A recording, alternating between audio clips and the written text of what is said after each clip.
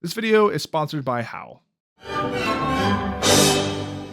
I loved the original Alan Wake. It wasn't the first horror game I'd played, or even the scariest, but the story really stuck with me. Alan wasn't some superhero or a typical good guy. He was a struggling writer trying to reconnect with his wife, thrust into a horror story of his own creation that he had no memory of writing. I was always on the edge of my seat wondering what would happen next. Alan Wake 2 takes everything I loved about the first game and turns it up to 11. Remedy was really firing on all cylinders with this one. The game is gorgeous, legitimately scary, and the story is somehow better than the first. And this game went through hell to get to where it is. Over the course of development, it had gone through many rewrites and challenges. Luckily, they never gave up during the hardship, and Sam Lake even said it allowed the team to create the best possible version of it. It wasn't until the Game Awards in 2021 that Mr. Lake and company felt comfortable revealing the game to the world. And we can really thank Resident Evil 7 for helping revive the horror genre. Sure, there are some gems like Alien Isolation and Outlast, but RE7 brought so many new and old players to the genre and threw some gasoline on its barely smoldering ashes. If it wasn't for the renewed interest in horror, who knows when we would have gotten this game.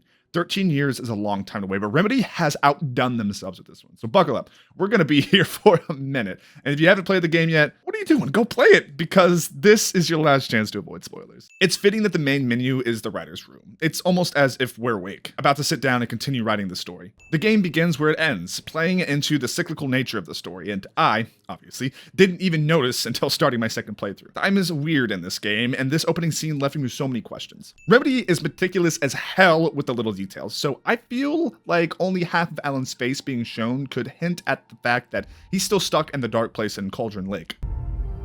In a horror story, there are only victims and monsters.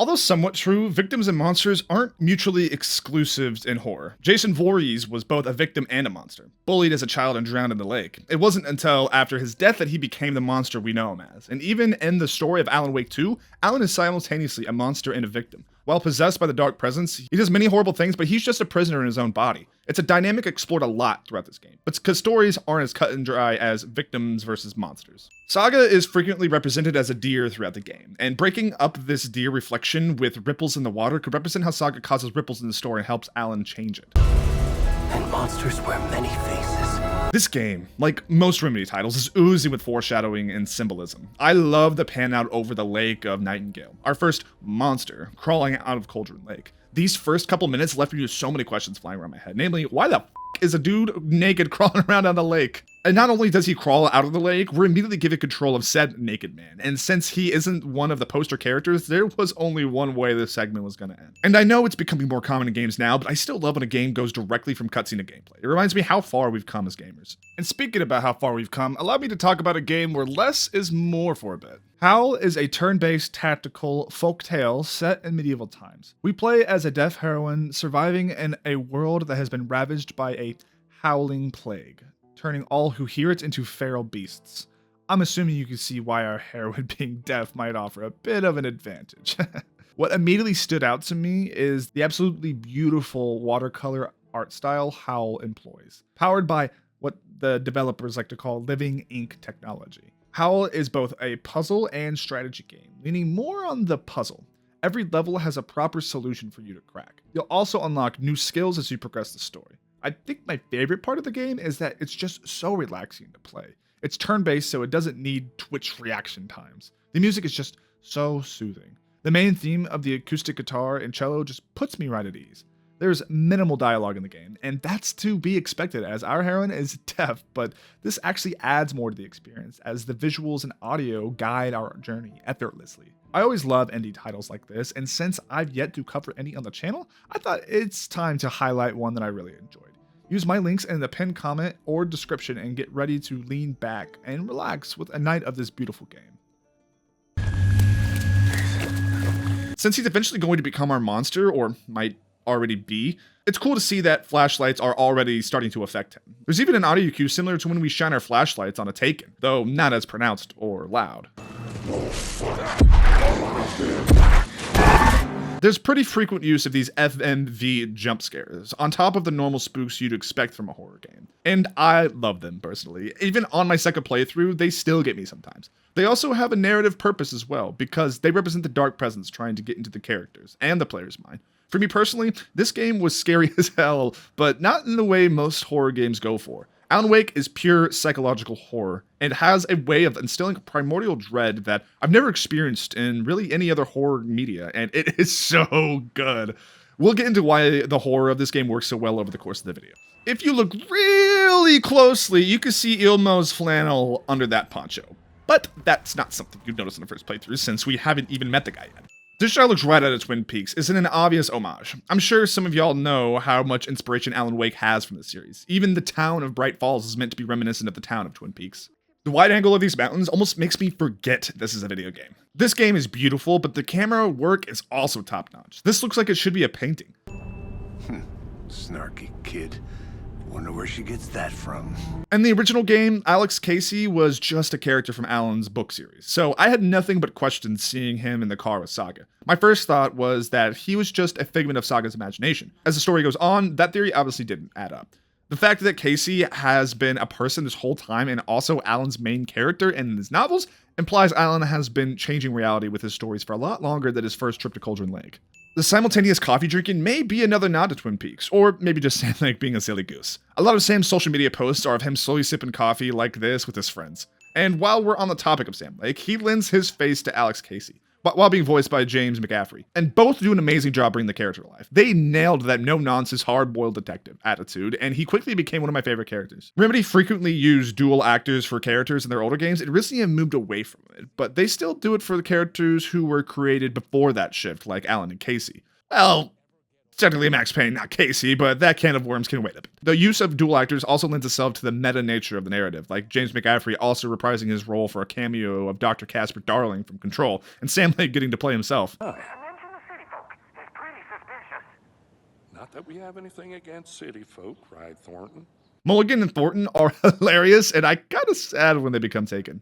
We're going to spend a lot of time in the Mind Place. It's half Saga working through the details of the story in her head, half a real room inside her head. It's a super interesting way to give the player their quest objectives. Look at the map, and do all the things you'd normally be doing in menus. If you can't figure out where to go, throw some new evidence on the case board, or profile a suspect. Or you can just relax and listen to the radio. And being here does not pause the game, so look out for any creeps in the woods before you enter. You know what happens to cops who say this is their last case. And subverting that trope, Casey survives the game, but I'm not sure what ends up happening is much better. Getting the Unholy Spirit baptized from you cannot be a pleasant experience. Not a bad place to get murdered. If getting back to nature is your thing.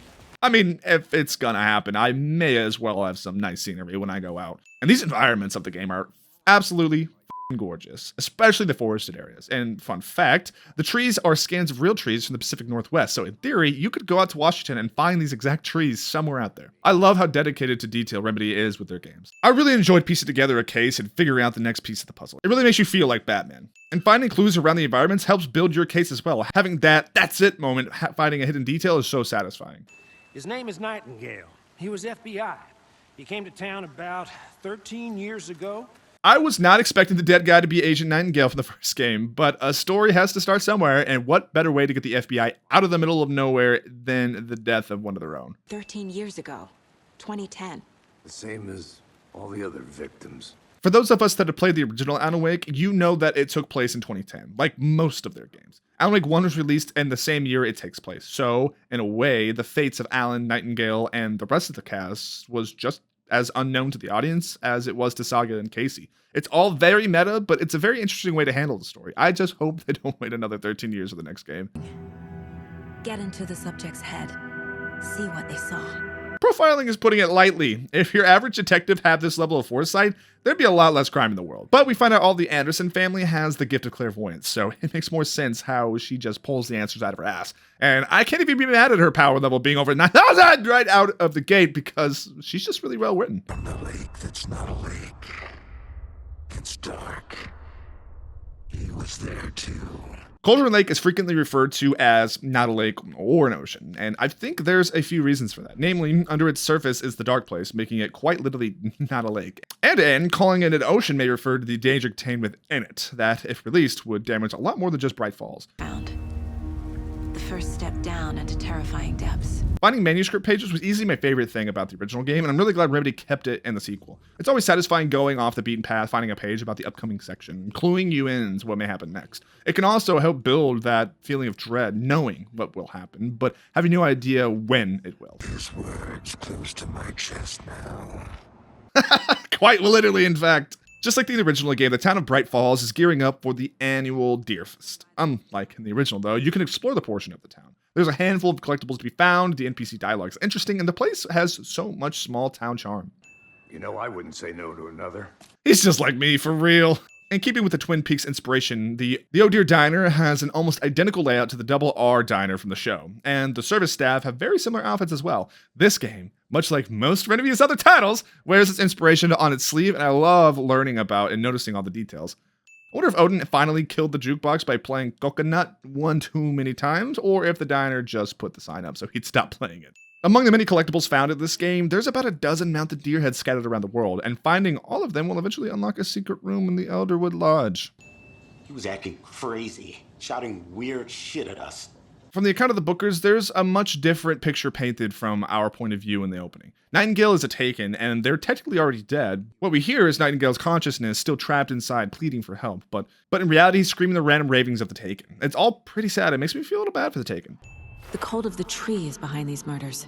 I love the mystery of the cult until the reveal. It really seemed like they were the bad guys. And Remedy does a fantastic job making me believe they are. The murders and mysteries surrounding them kept the suspense going while the real story built up in the background. I mean, come on. It's hard to believe the guys trying to rip my face off are the ones keeping the darkness at bay in Bright Falls, but damn, did they have me fooled. Wow. How did you put that together? Because I'm Batman. I thought we'd never see you back here after that awful, awful thing happened to your baby girl. Rose recognizing Saga is the first sign that the story is changing reality. In the original, we only had Alan's perspective of the events, so the overarching consequences of its actions didn't hit as hard as they do here. Saga, and more importantly her daughter Logan, are innocent bystanders until they're pulled into Alan's story. She drowned. Your daughter. And Rose questions herself just for a split second. But how could Saga just forget a traumatic event like that? The brain has a funny way of dealing with trauma, and in some cases repress extremely traumatic memories. So we're given a lot of questions here. To Rose, Saga is just repressing the memories, but in reality, the story just hasn't fully taken hold yet. Rose? Yeah, she's a bit of a space case. While she's a much more fleshed out, better character in Alan Wake 2, Rose doesn't change a lot from the first game. Morgues. They always cheer me up. I can't say I feel the same. Casey always coming in to lighten the mood. And while this may come off as a simple, gritty one-liner, it may also be a callback to Max Payne 2, where Max has to shoot his way out of a hospital morgue. While Casey is not meant to be Max Payne in any way, there are enough similarities between the two that Alex Casey is just legally distinct Max Payne. After all, Max's face is modeled after Sam Lake's, and he's also voiced by James McCaffrey. Just like another hard-boiled detective we know. Signs of being submerged in water, post-mortem. The Taken are just walking husks of their former selves, created by the Dark Presence influence. So Nightingale being completely waterlogged makes sense, because the man has been dead inside Cauldron Lake for years after Dark Presence was originally banished. With the writing all over Nightingale's heart, body, and the manuscript inside, it seems the Dark Presence influence was spreading from the inside out, and with the contents on Nightingale's page, the manuscript sounds like instructions for him to follow. No, wait. Dude just got sent to the Shadow Realm trying to spoil the book. And if you blink, you'll miss it like I did, but Dr. Dorr makes a brief appearance, foreshadowing his connection to Sheriff Breaker's disappearance. The Taken are born of darkness, so it makes sense they can't see you in the light. It's also pretty helpful in gameplay if you're getting overwhelmed. Mass hallucination caused by inhaling volcanic gas, but we both know that's bullshit. Which, if it weren't for the bodies around the lake, Casey might be onto something. Cauldron Lake is a caldera lake, a lake formed in the dried up magma chamber of a volcano. And volcanoes can put off multiple deadly gases that are known to cause hallucinations amongst their other less savory side effects. We heard gunshots. Y'all okay? Did you get spooked by the bodies? Hey, that's a pretty reasonable reaction, Thornton. Turns out the fragments sent to me were from the crime books of Alan Wake. This is when I started to realize Wake has been messing with and changing reality for a lot longer than it seemed. The man had not one, but two objects of power for a good portion of his life, and it made me wonder exactly how long and how much he's changed. There are 6 Casey novels, and that's just the big things he's written. And this is foreshadowing the events of Alan's side of the story, and with the rituals he writes into reality trying to escape the dark place. I'm Ilmo Koskela. Fantastic to meet you.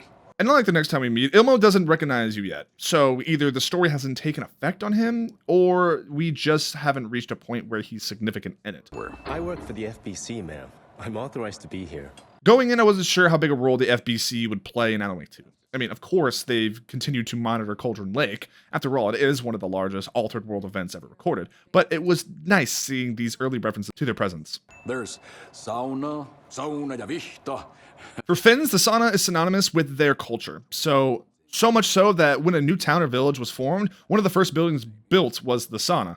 Sauna ja vinta pretty much translates to sauna and whisk. The sauna whisk is used to whisk the body and stimulate blood flow while having your sauna. It's also tradition to jump into the frozen lake directly after, which is apparently very good for your nervous system. The Finnish view the sauna as a major health benefit, so of course it's going to be a highlight of visiting Watery. Find it rain. Feels like home. Casey's from a dark crime noir version of New York City, and he makes sure to remind the player often. I feel like Alan is writing these lines, and just for the sake of the character consistency. Trying to get you involved, forcing you into their twisted world. You know, he's not too far off. Remedy does an amazing job building tension with the music and audio cues. A lot of the times, the noise you heard is just that, a sound meant to spook you, but there's something more sinister attached to it, just often enough to create such a genuine sense of paranoia. These Alex Casey lunchboxes can be found scattered around the world, and they contain materials to upgrade your weapons. They also have these nice, kind of weird notes from Rose, who left them for us to help save Alan. In the original game, these coffee thermoses were collectibles, and there were 100 of these bad boys. I did not find them all, but neither did Alan, because one can be found in the Panopticon in Control. But in our sequel, they act as our save points, which I find relatable too, because I feel saved from the hardships of the outside world when I have a cup of coffee.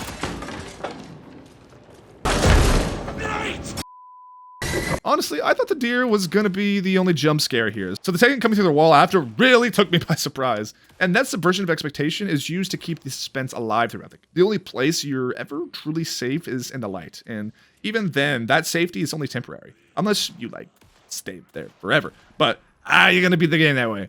The gameplay loop is largely unchanged from the original, but I wouldn't say that's a bad thing. Alan Wake 1 was a more action-oriented game, while the sequel is pure survival horror. That shift in gameplay focus alone keeps the formula from feeling repetitive, and the fights are always intense, while with the Taken being much quicker than you and being tough to take down at times. Show me the terror. The witch is Barbara Jagger, the vessel for the Dark Presence in the original Alan Wake, and the muse of Thomas Zane. When she's supposed to be drowned in return, Zane tried to kill her by removing her heart, so it's a little ironic we opened the first overlap by giving her a heart. Like a nightmare. The first time going through an overlap, I thought I missed something or was doing something wrong, but it really just loops until you hit the place you're supposed to be. But it doesn't really loop, it spirals. Every loop is generally the same, but there are slight changes to the environment every time through until you eventually make a break.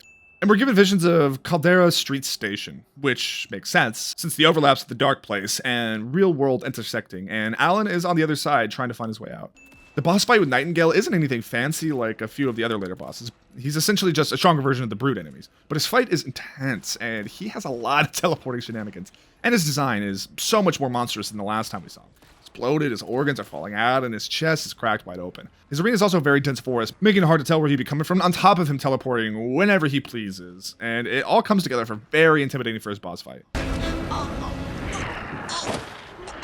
Saga's interactions with Wake and the overlaps are always very muddy, echoing and hard to understand, almost as if the message is traveling through water. My name is Alan Wake.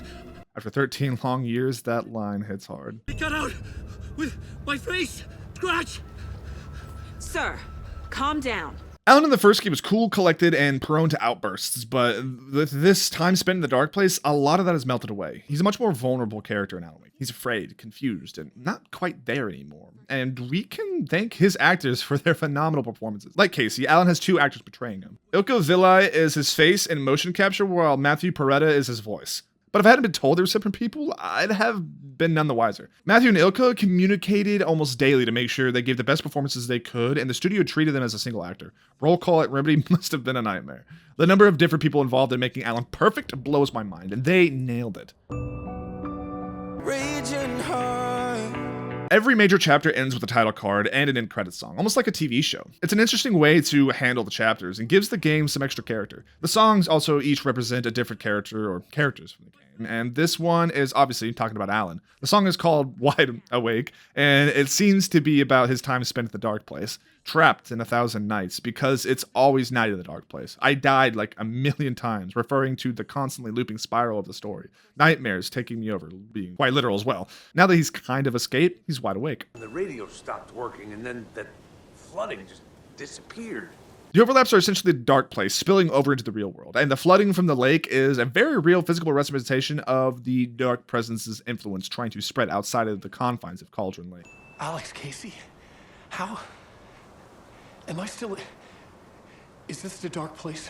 I love how Alan is just as confused about Alex Casey's existence as I was at the start of the game. Closing an area's overlap causes the flooding to go away, causing a good chunk of the local map to be explorable. And there's plenty of supplies, puzzles, and collectibles to be found once the area's open, so it's always worth checking out the new areas before moving on. The dark presence doesn't also affect humans either. These wolves give Soulsborne's dogs a run for their money. Fast, aggressive, and hard to hit. These guys were like the bane of my existence when I'm exploring in the woods, and I'll take a horde of taken over these dogs any day. The Cult of the Tree leaves all these stashes around Saga. I mean, they're members to resupply. The puzzles involved are pretty varied and sometimes kind of hard to figure out, but the extra ammo and heals is always worth the trouble. I'm totally fine. I slipped, that's all. God, it's not the end of the world. The story seems to take longer to go into effect the further from Bright Falls you are. To everyone in town, Logan is already gone, but she's obviously fine during this conversation. However, there are signs that things are starting to change. And they seem like such a happy family as well, making the situation at hand all the more tragic. Hence, my years of board game victories tell me Colonel Mustard did it. I like how some water from Ahti's mop bucket is how we travel between Saga and Alan's stories. Really makes you wonder what he's cleaning the floors with. I really enjoy how they just lay out the story in front of us from the start. Like Alan touching the previous bullet wound as if his body remembers, even if he doesn't. To us, it's the start of Alan's side story, but for Alan, he's been on this spiral for 13 years. Alan always looks so confused and switching to live action, like he has no idea how he got there, which is a perfectly reasonable reaction. You've been cooped up in the writer's room for a few too many years. Something like that. Dying to know what "it's not a lake, it's an ocean" really means. You and me both. These live-action talk show sections are always super meta and goofy. The Wake's portion of the story is dark, depressing, and unnerving, so it's a nice break from the horror. Book, Initiation, hits the shelves tomorrow. The book from the first Alan Wake is titled Departure, and in Alan Wake 2, there's not one, but two manuscripts written representing the dual stories of the game, Initiation and Return. And the titles of these books are the main three steps of the hero's journey. The story of Departure sees Alan unwillingly sent on a journey to save his wife in the dark place, and while he succeeds, he runs into his first major obstacle, being trapped in the dark place, leading into a story of initiation, stuck in the dark place. Am I saying dark place too much? Desperately trying to understand the rules of the world he finds himself in and escape with his sanity. It's not until he receives a little help from Saga that he escapes and can help defeat the dark presence that has taken everything. And while it's already written, Return is partially written by scratch as well, so it's not truly finished. After all, it's called the hero's journey for a reason. Can't have the villain writing the script. Sam Lake plays himself as an actor who portrays Alex Casey in the films. Not to be confused with in-game Alex Casey, who's played by real-life Sam Lake, not the actor Sam Lake. Sam technically lends his iconic constipated grimace to 3 different characters, and he wrote the story. But in a game about constant loops and alternate realities, that concept fits right into the narrative. You still following me? You with me? There you are, Tom. Oh, not so much evil that not a bit of good as well. Now that's a friendly face I wasn't expecting to see in this game, but a very welcome. I loved Ahti in Control and was so excited that he plays such a big role in Alan Wake 2. As both he and the old gods refer to Alan as Tom, like Thomas Zane, making the whole connection between him and Alan even more confusing. But we'll talk about Zane a bit more when we meet him. Can build his own exit. It's in a shoebox. Much like his role in Control, Ahti acts as a guide for both Saga and Alan. Water finds its way. The janitor was a bit out there.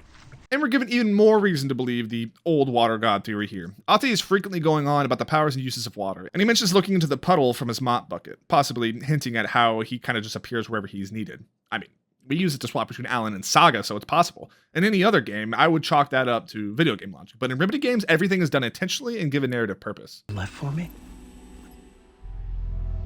Good guess, but actually no. Alan's story takes place in the Dark Place, allowing for some trippy, mind-bending shenanigans. The Angel Lamp can take and store the light from a light source, or it can be cast and stored light into one, causing the area around him to change dramatically. It's a very unique mechanic that helps differentiate the gameplay of Alan's story from Saga's.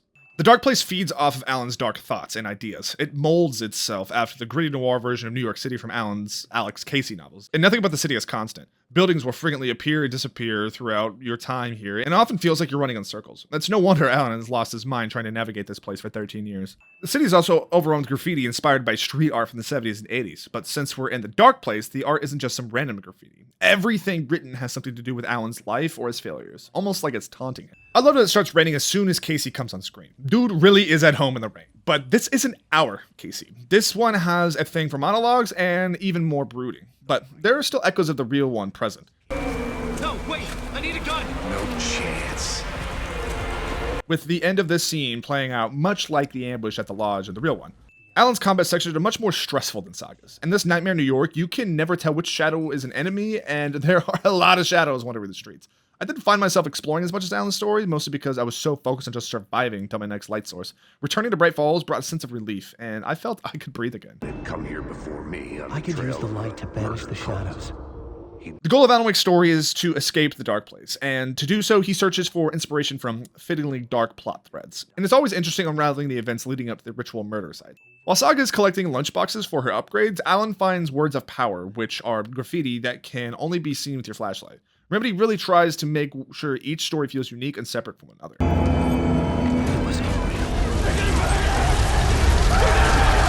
The events Alan uses for inspiration are echoes of the events in Bright Falls, and upon writing them into the story in this fictional New York, it causes them to come true in the real world as well. At the beginning of the game, Casey actually recounts the murder spree of the cults of the Word, and it really makes you wonder if Alan is doing more harm than good down here.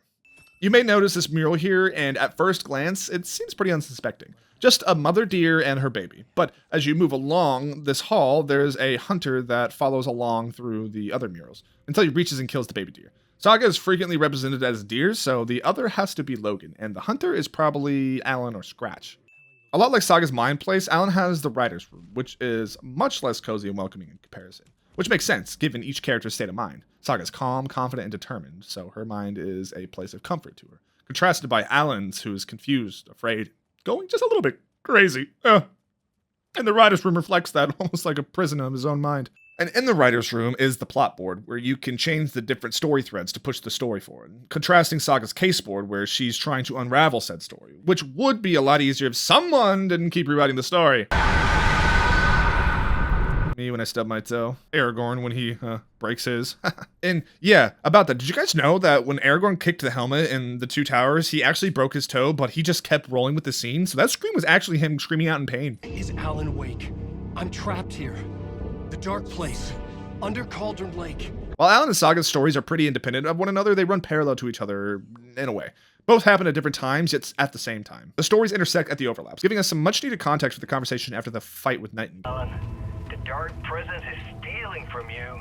In some ways more than one. Scratch is obviously a problem, but every time Alan finds himself in a new loop, he loses his memory of the previous cycle, making it a lot more difficult to find his way out. Alan's goal is to escape the Dark Place and go home, so it makes sense the exit would manifest as the apartment he had with Alice. The apartment always has a way of making me feel uneasy. There's never any danger, but every time I was here, there was a knot growing in my stomach. And with the reveal later in the game, I'm sure that feeling was intentional. We argued. Things went wrong. And these sections really flesh out Alice Wake's character. There's so many different emotions flowing in Alice's video diaries. The passion she feels for photography, the sadness over losing Alan, and the excitement over her new photo exhibition, all conveyed so well by Christina Cole. It's easy for people to think it was my fault. Hell, I do too sometimes. Losing a loved one is never easy, especially when it's so sudden. It's easy to go over memories in your head, wondering what you could have done differently, what you could have done better, and asking yourself why you didn't see it coming. And you end up blaming yourself for something that wasn't even under your control, just like Alice has. It's a feeling me and Gabe find far too familiar over the past year. It's so easy to dwell on your emotions, but it's better to cherish those memories you have with them than to let them eat you up inside. Like McDonald's said, Don't cry because it's over. Smile because it happened. And can be reached from the bottom of Cauldron Lake, but it's not really under the lake. Well, of course it sounds crazy when you put it like that, ma'am. Really connected. Maybe Scratch got out because Wake did. More than you know. It's revealed later that Alan and Scratch are one and the same, and that plays into the duality of victims and monsters. In this instance, Alan is both the victim and the monster. He's been speedrunning traumatic events for 13 years and is no longer the same man that he was when he went into the lake, making him a victim in his own story. At the same time, he's unknowingly possessed by the dark presence and doing unspeakable. So many good monsters in media have some kind of traumatic backstory. Whether it's Frankenstein's monster, Hannibal Lecter, or Sephiroth, there was an innocent person before the events that led them to being villains. Alan is no different, except with him, he's still at the turning point, desperately fighting to keep himself. And if it weren't for Saga and friends helping him through, having been completely broken down by Scratch, he likely would have become a fully fledged villain. But because of the help from others, he's given the opportunity to rise above victims versus monsters and become something different. The hero.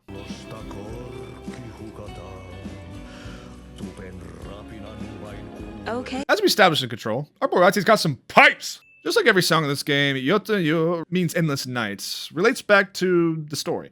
The lyrics specifically referring to Scratch and the immense threat he poses. It's a beautiful somber piece warning about the things to come. And like the sauna, karaoke is ingrained in Finland's culture. Most karaoke bars are open stage with no private rooms, making it a very public experience. Contrary to most countries, though, the most popular songs are melancholic ballads, much like the one Ahti sings. And despite that, it's still a joyful experience. The Finnish view it as a way of building community, because there's no better icebreaker than hopping on stage in front of a bunch of people you've never met and singing about sad shit. I've always imagined it kind of like this. Saunas, lakes. The town of Watery looks like it's ripped right out of the Finnish countryside, which holds some historical accuracy as well. The game is set in the Pacific Northwest, Washington specifically, which has a very high Finnish and Scandinavian population. During the late 1800s to early 1900s, many people immigrated there from Finland due to poor farming conditions, and they most likely chose the Pacific Northwest because of the similar conditions to their home. As a lot of you probably already know, the devs over at Remedy are from Finland, and they've always weaved some inspirations from their culture into the games. But with Alan Wake 2, they full sent on that inspiration, and I have loved doing the research for it. There is so much Finnish culture sewn into the game, from their love of saunas and karaoke to their history and language. We see plenty of inspiration from other European and Norse countries and media, so it's nice to see something new. Coffee World is a smooth blend of rides, food, and fun. Spoken like a true salesman. Dude practically has monopoly over the town of Watery. They're more than commercials, Saga. Yeah, Saga, people don't like feeling like they're being advertised to. It's an immersive product placement journey. This game is dark, disorientingly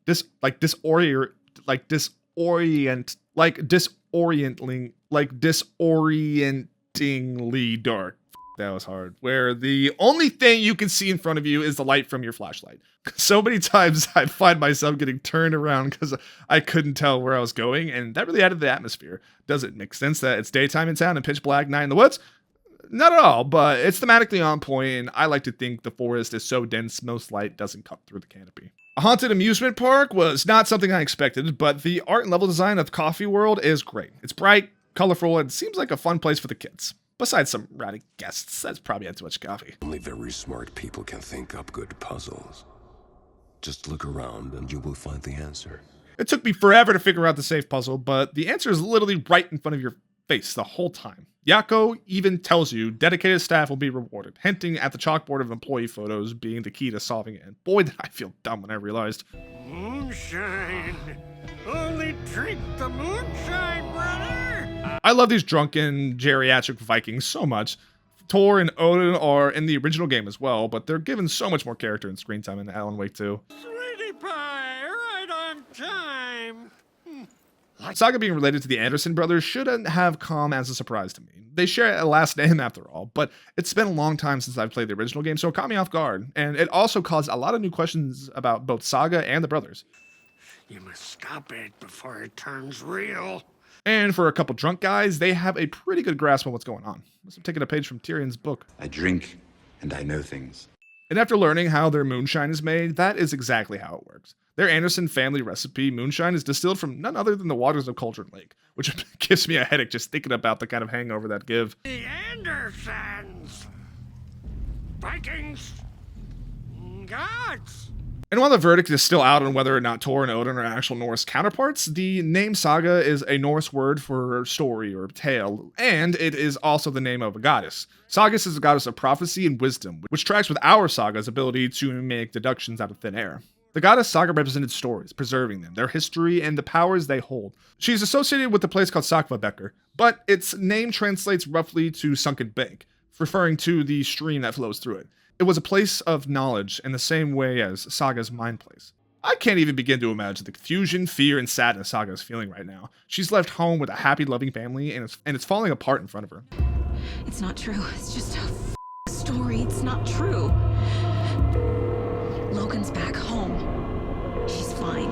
Both the score and Melanie Labrud's performance gives such a foreboding feeling to this scene as Saga is beginning to feel the gravity of the horror story she's found herself in.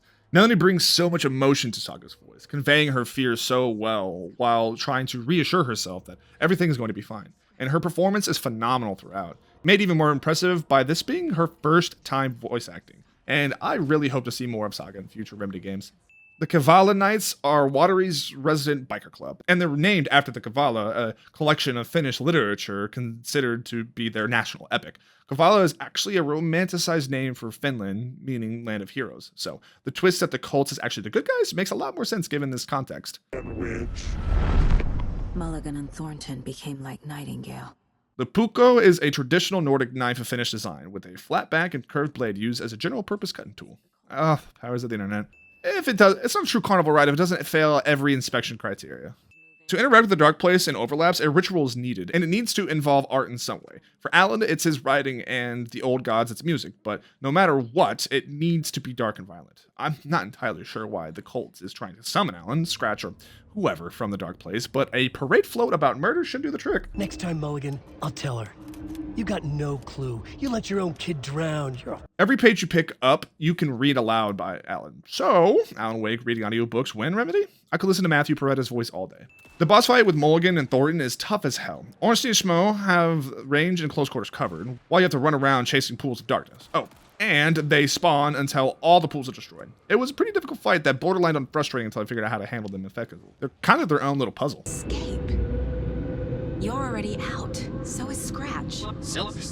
I was just as confused as Saga was by this message from the Dark Place, because he isn't stuck there anymore, but at the same time he is, and he isn't really freed until the ritual at the lake. But he's currently at the lodge right now. I'm convinced time just doesn't exist in this world. Something tells me these guys aren't here for coffee. I saw visions of what's happening. What will happen? Some visions are probably memories of old loops, making them a fairly unreliable source of material, and that puts every other piece of info Alan thinks he knows into question. While some of the things he knows could very well be true, how can we as a viewer really know what's true and what isn't when Alan's knowledge is based on unreliable information? And that's it for part 1. This video is a monster and we are only halfway through. Make sure you subscribe to catch the final part next week when it drops, or if it's already up, you can just click the card right here and play it now. But until then, drive the speed limit, drink some water, and one love another. Pizza!